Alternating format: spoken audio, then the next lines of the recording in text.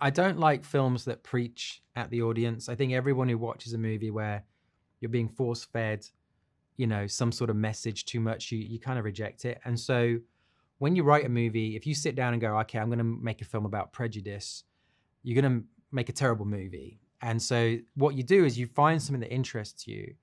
And the thing I found really interesting is this idea that you can save humanity. All you have to do, like AI is taking over the world. All you have to do to save humanity is kill this top breakthrough AI, this super AI that is the first thing and only thing that can surpass humankind. The problem is it's in the form of a 6-year-old child.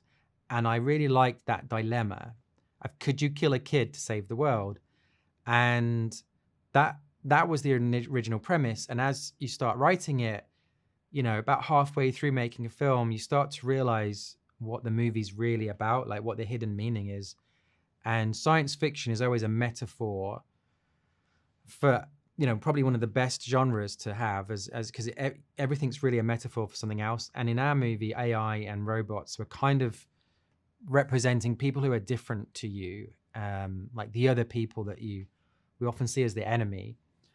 And the idea of like, how would you feel if you were AI? And in a way, you probably feel like a slave to humans, and that we were the bad guys. And so I wanted to create a story that kind of threw a hero into that world and made them question all their preconceptions. And I think that's what science fiction is best at. It usually takes something, that's from the real world and just twists it upside down.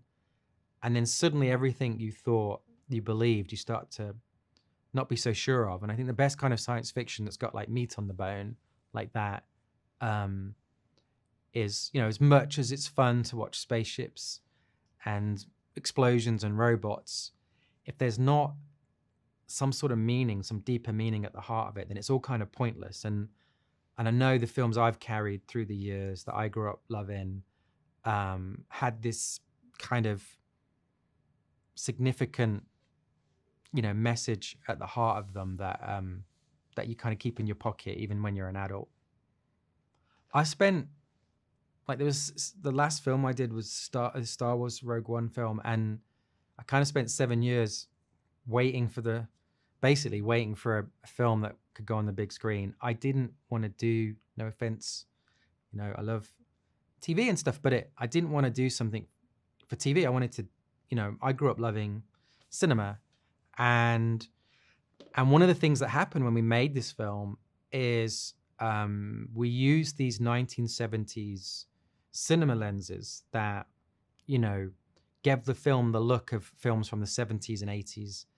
And when you put them on the modern camera, a strange thing happens that never used to happen before, which is it basically doubles the width of the aspect ratio, it's called, of the film.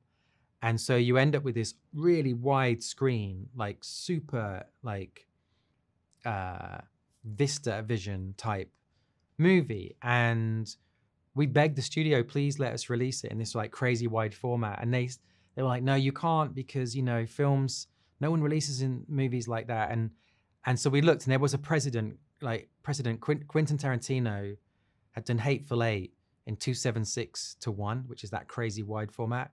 And like films like Ben-Hur before that. And so they let us release it in 2.76. And so that's like ultra widescreen. And so you've got to go see it on the biggest screen you can find. Like, it's a very immersive film. We shot in 8 different countries that had incredible vistas.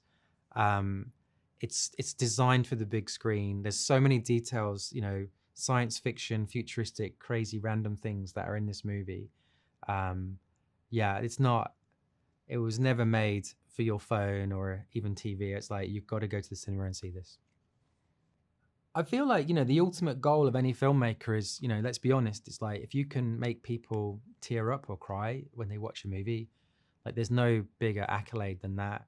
And I remember as a kid, going to see E.T., excited about seeing an alien maybe and a spaceship or something, and got sucked into this relationship that made me like bawl my eyes out. And I still, it still makes me cry now as an adult watching it.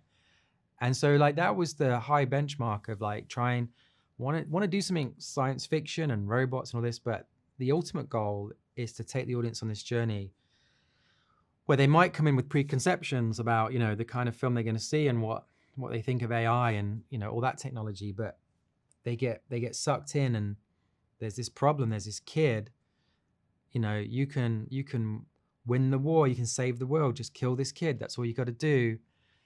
But the kid seems quite real. I kind of like the kid.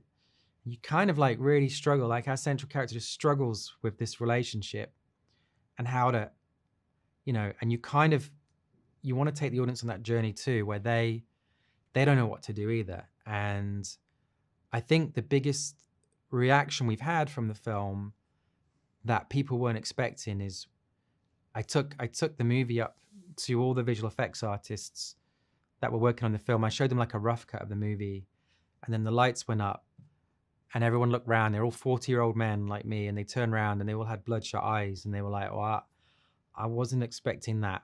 And that was like probably the highest compliment I could have got, is that we managed to make grown men cry. And so, yeah, so it was kind of like, it was always part of the plan if we could pull it off.